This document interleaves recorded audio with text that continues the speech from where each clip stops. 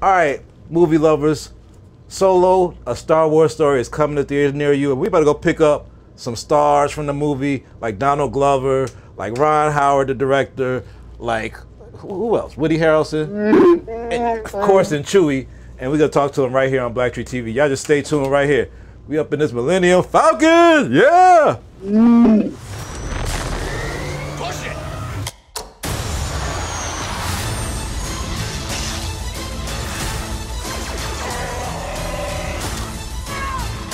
So glad we took this job!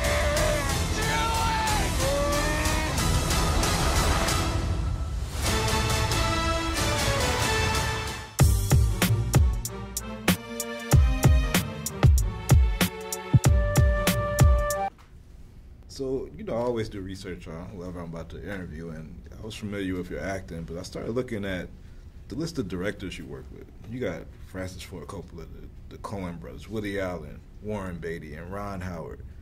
So, I mean, 1 + 1 got to equal. Like, there must be something great about working with you that allows all these great directors to have you be a major part or a lead in their films. Like, can you tell me about your relationship with directors, or how do you initiate your bond with the director? Yeah, well, to me, it's always, that's the most important thing, I think, by far. You know, I think the director really is the author of the movie.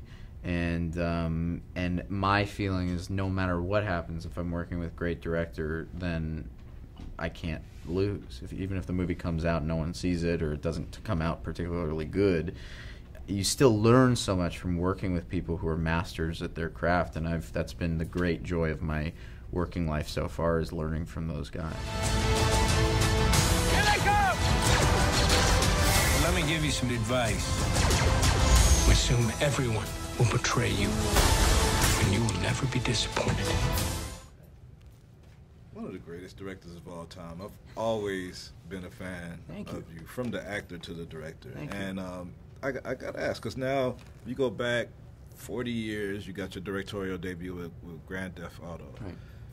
What would you want to tell the Ron Howard today? What could you tell that director to help make a better film than he did then? Wow. Well, I would say take some more risks in terms of reaching out to people. When I was younger, I was a little intimidated, even though I'd grown up in the business.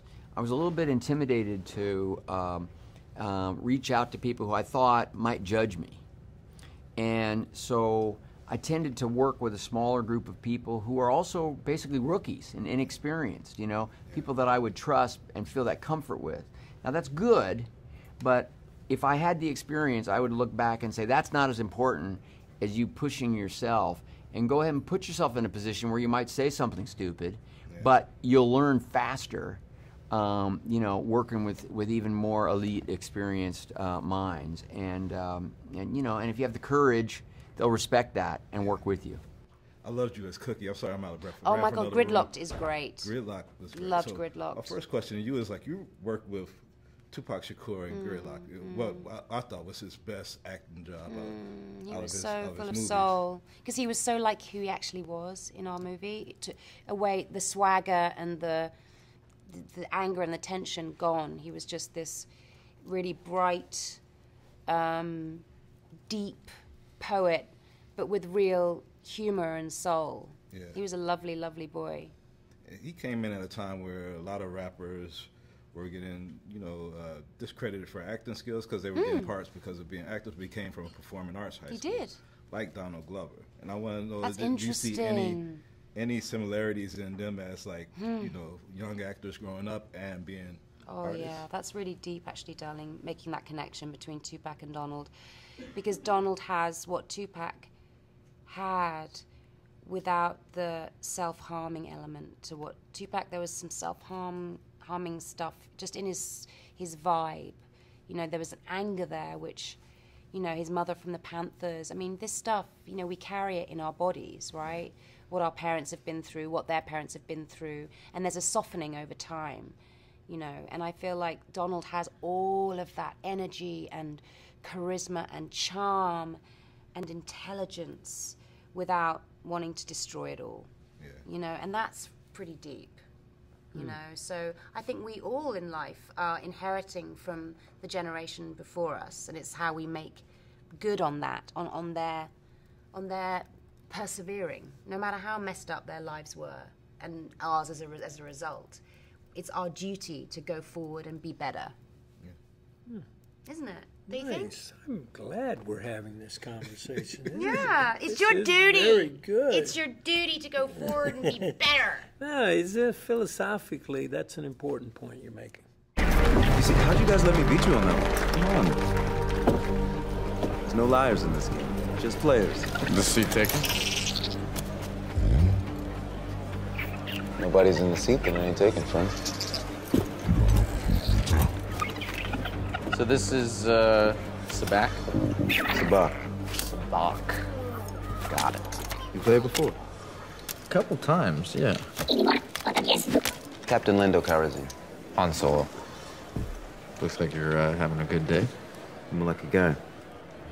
Can I ask you a question, Captain Calrissian? Anything, Han? It's Han, but that's okay.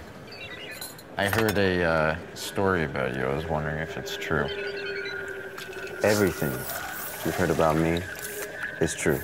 Billy D. Williams has a lot of female fans from his 50, 60 years on film. I want to know if any of have you been getting like a lot of cougar love?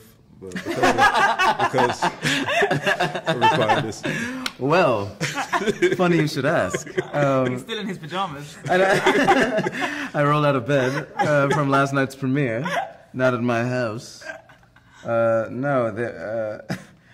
It's funny because like my mother is like a big fan of Billy D. So like I think I've been getting a lot more like don't like try and be as like big deal as him in that movie because like he was just like the shit like in that movie. So yeah, I haven't. I've definitely got a lot of like people like oh like you the flair of it has rubbed off on me, and I think that's partly due to him. Like just like that character is so iconic as far as like having that kind of feel. So I couldn't help but be a part of it. Get ready. Thought we were in trouble there for a second, but it's fine. We're fine.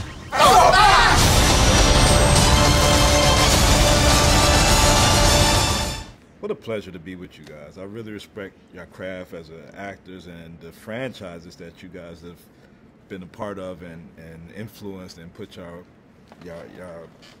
talent into.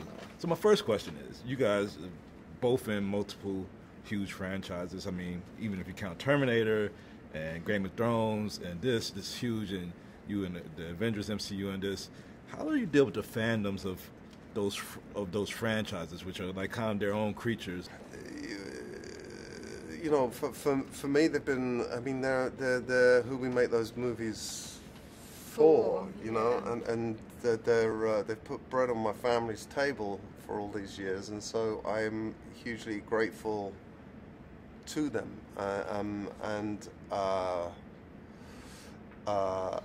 But as far as how do I deal with them, I don't deal with them in any way except to try and be respectful and have a real interaction when I meet them. When I'm in a place where we're interacting, crossing over and trying to have a real, actual human experience, which is difficult in those circumstances because they're usually quite heightened, weird moments like last night. They're not normal experiences. And people are very emotional over you right now.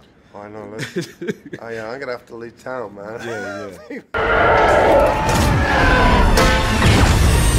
Good going on!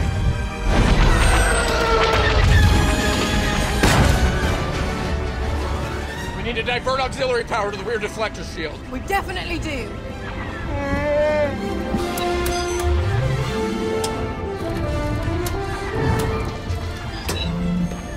When do you know how to fly? 190 years old? You look great. Chewie, get in. I'll help Lando.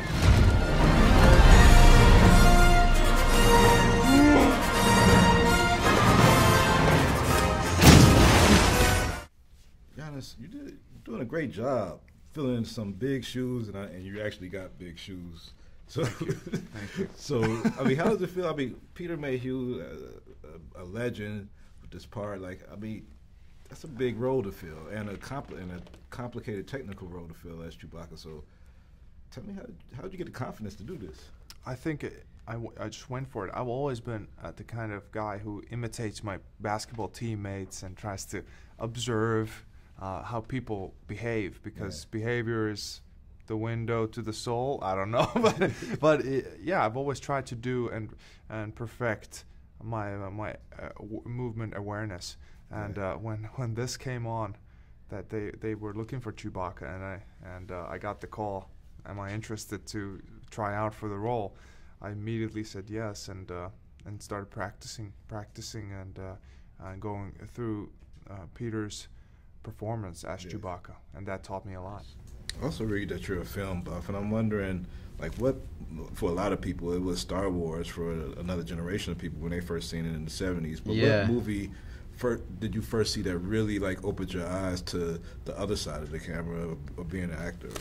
Well, I think the first thing I really saw that really made me think about movies a little more seriously was The Godfather. I saw it when I was 12. I read the book. And there was something about that just had, I think also for a little boy, you're just like, think these dudes are so cool, you know, and I wanted to be Sonny Corleone. And that's why, you know, when I got to do my first movie for Francis, it was such a dream come true, because I got to sit there and ask him all these questions and stuff. Having this story and having Donald Glover and all these great actors in it, how rewarding is this for you with all these other films you have under your belt to direct it? Really rewarding, because it's such a cool, dynamic young cast, and I feel like I've made friends with these people, and it stimulates me. And so, you know, as a guy who's been around, you know, it's exciting for me to be working with a generation of talent that I think has so much ahead of them, and in a way could inspire me. And I felt like I had something to offer them as well. So I thought there was a nice mutual give and take there that I really enjoyed. I had so much respect. Alden, such a hard worker, so dedicated, so intelligent. Donald, remarkable creative force. One thing I really like about Donald, and I relate it to a few other actors I've worked with, is that he's a great writer. And then when I found out he started off as a writer first, it made total sense to me. Tom Hanks is like that. Steve Martin's like that. Russell Crowe's like that. These are people who kind of think like writers, and then they can plug themselves into it. And I saw that with Donald. In this movie, you were obviously in love with a robot. Yeah, yeah, obviously. You're the only person who's just been able to say that straight up. I know, like, everybody's like, there's this relationship around. Not Can sure you how not? it And you be works, like, dude, you fucking a robot. like, yes. Why do you think people in real life worry about who people love? And I mean, they've targeted you for that. Like, but why do you think people care like who somebody else loves? Because I think who you love intrinsically becomes a part of your identity, and like that's all we have really at the end. It's like your identity. So and people want to be able to define your identity. It's part of our nature to define people's identity, because then you can shun them, you can judge them, you can do whatever, because it's like, I know all I need to know about you. I know everything. So I feel like, yeah, that's just part of it. And I don't hate on that. Like, I think it's just, just part of it. And yeah, like loving a robot, like, yeah, like I think love is always going to be the greatest thing you can do, but as long as it's not selfish, as long as it's not like, a selfish thing. I love our relationship on the ship, because it feels like a real relationship as well. Yeah, it doesn't feel fake. No, because sometimes it's the biggest compliment in the world when someone doesn't patronize you by being careful with you, that they're just rude to each other, and then. But I can totally imagine them just staying up all night and chatting and getting high and chilling out. Yeah, and laughing at each other. She's like on her oil. Great job, guys. I love y'all stuff, man. Keep doing your work, is genius. No, thank you, man.